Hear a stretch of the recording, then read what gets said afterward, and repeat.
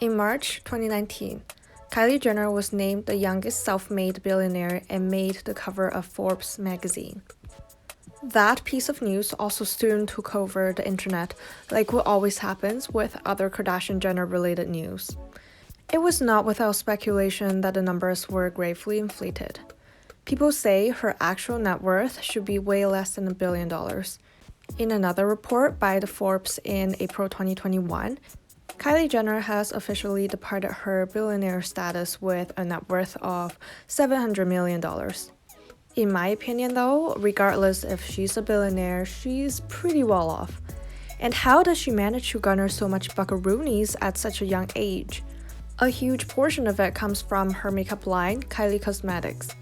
Arguments of whether Kylie Jenner was really self-made aside, she has been undoubtedly successful in her company. In this video, we'll be looking at elements that make a startup business successful by using Kylie Jenner's example. Business, regardless of startups or large corporations, are in the market to sell a product or service. One of the first and foremost important elements for a business to succeed is to have a product market fit, which means that being in a market with a product that can satisfy the needs or wants of the market. For Kylie Jenner, she identified her market to be those people who want to look better with makeup, or even those who were insecure of not having fuller lips. In fact, she understood the market very well because she had the same insecurities, and she capitalized on that insecurity. And I was insecure about my lips, so I went to a store and I bought every single lip liner that looked like the color of my lips, so people didn't think I was wearing lip liner. And I would just overline my lips as much as I could. Companies have long been introducing products to the market where insecurities exist and have proved to be successful. For example, cosmetic brands sell makeup products to consumers so they can cover up flaws on their face. Or camera surveillance brands sell cameras to households because of their insecurity of their security, literally. Businesses cannot sell things that their consumers do not like. Imagine a world in which people do not like drinking Coke. Then Coca-Cola wouldn't have been the success it is today. Neither would it have been Warren Buffett's favorite company.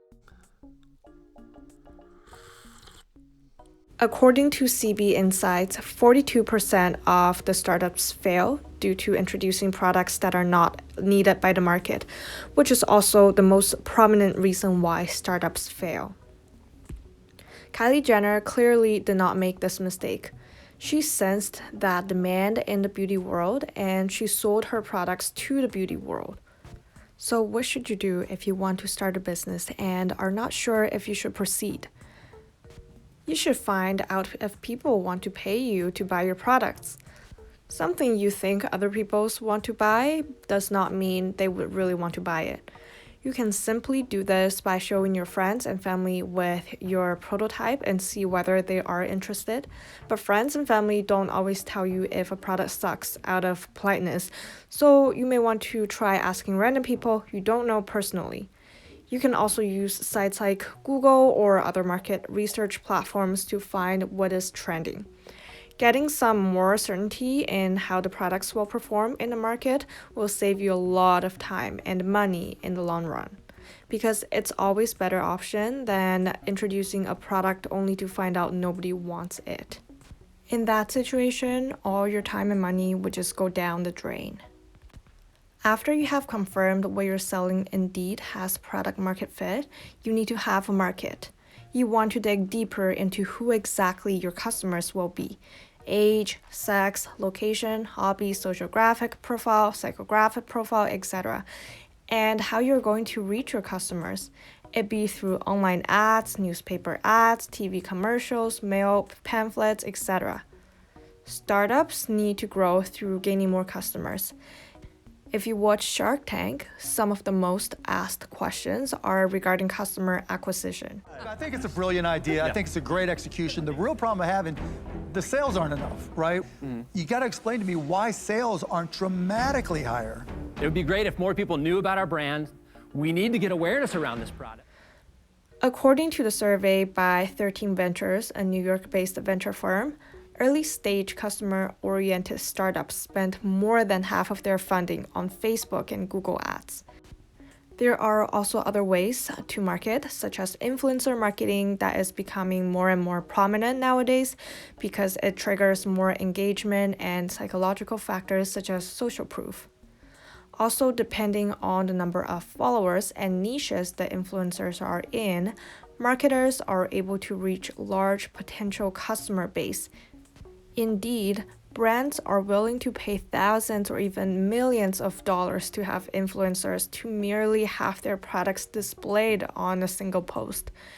The Rock is the top paid celebrity on Instagram, charging over $1 million per post. Unsurprisingly, Kylie Jenner, with a whopping 225 million followers, secures her second on the list position, earning something just shy of $1 million per post. Influencer marketing was exactly the strategy Kylie Jenner used for her brand of makeup, with the only exception being Kylie didn't have to pay much to achieve one of the most deluxe Instagram marketing by simply leveraging her network and her sister's millions and millions of followers. Cosmetic brands have long been spending serious cash on advertising and promotions, such as Revlon, who spends nearly 20% of all sales on ads and promotions every year, and L'Oreal, who spends nearly 30% of sales in advertising and promotions every year. And that number for Kylie Jenner was much lower, as she barely has to pay anyone for marketing, so she was able to extract higher margins on the sales and put more money into her own pocket. Her marketing strategy was also a proven success. During her first launch of the Kylie Cosmetics lip kits, 15,000 kits were sold out within 1 minute. In the following launches, Kylie also had similar accomplishing results. Some of her lip kits in the resale market had listed prices of over $3,000, which is just slightly more ridiculous than the Nike Jordan Air ones. This just shows how important marketing is. Of course, targeted marketing. So if you start a business and are selling products or services, do consider investing money in marketing. I'm not saying that every startup needs to put money into marketing because really no two companies are the same. Many companies are successful with just organic marketing, meaning that they do not pay anything for ads. It also depends on the industries. For example, tech startups or e-commerce tend to spend more money on marketing than startups in other areas. And businesses selling to customers tend to spend more on marketing than businesses selling to businesses. It all depends on your personal situation. A third thing that Kylie Jenner did superb at was the timing of her product launch. Lip lining isn't new, and like other beauty or fashion trends, it comes in cycles. It was first introduced in the 1920s by Clara Bow, who overdrew her lips to resemble a heart shape. In the 1950s, Marilyn Monroe showed the world her famous red pout. 1990s, Victoria Beckham gave us the look where she lined her lips with liners shades darker than her lipstick. And finally came 2015, when Kylie Jenner's lip became the hot topic of many discussions. There were speculations on whether her lips had fillers because they looked pretty different from before. And during the same summer, there were also the famous Kylie Jenner challenge that did not quite end up as working the way people wanted. Either way, the Kylie Jenner lip look was perfectly embedded in people's mind. Just 6 months after the craze, precisely at the height of the puffy lip trend, boom, Kylie Jenner announced the launch of her lip products. She provided a solution right when the market had a problem, and naturally, people gladly took the solution. If she pushed her lip kits into the market earlier, there might not have been enough hype to sustain the purchases, whereas if Kylie Jenner did not ride the trend, I guarantee you some other cosmetic brand would have launched it. And after that, someone already introducing their products to the market, the Kylie lip kits would not have been the first and will not see such an incredible reaction. The last but not least component to starting a successful company is finance. Money cannot buy you everything, but without money, you're certainly going to have a hard time. There are, of course, businesses that are bootstrapped, meaning being funded by founders, sweat equity, and pure willpower. It's definitely not easy, thus most choose the other path, seeking fundings by others, usually angel investors or venture capitalists, because there are some parts of the business that require heavy monetary investment. For example, product development, inventory holding, and marketing all are areas that require a lot of capital to operate continuously. And some of the most well-known companies in current days, such as Facebook, Google, Uber, they all received initial funding to start the companies, and more fundings along the way as they grew. Before Uber became a public company, it received $24.5 billion funding from 12 different rounds of capital raising. And according to the same statistics from CB Insights, 29% of their startups fail because they ran out of cash. That is, per 10 startups, about 3 fail due to not having enough money. And what happens after you get funded? When you get funded, the investors take a cut of your share in the company, called equity, which is like taking a piece of the pie you have. No matter how large the pie becomes, a part of it will always belong to your investors. The story for Kylie Jenner is remarkably different, however. At the age of 18, she had already made $250,000 from modeling, endorsements, and her appearance in Keeping Up with the Kardashians. Being financially comfortable and not having to work out of her garage, Kylie was able to start her company without receiving any outside funding. Not having to give up any equity is, of course, the dream of all founders because equity is the most expensive money. And Kylie is, of course, living in the dreams because she was 100% owner of the business. This means that for all the lipstick kits she sold, after accounting for the expenses, every single cent of the profit goes into her own pocket. That's also why, when her company was valued at $1.2 billion, it boosted her net worth straight to the billionaire status because she owned 100% of her company. On your entrepreneurship journey, you're most certainly going to come across problems with raising money, whether to get in debt and get a loan or to give up equity in exchange for funding.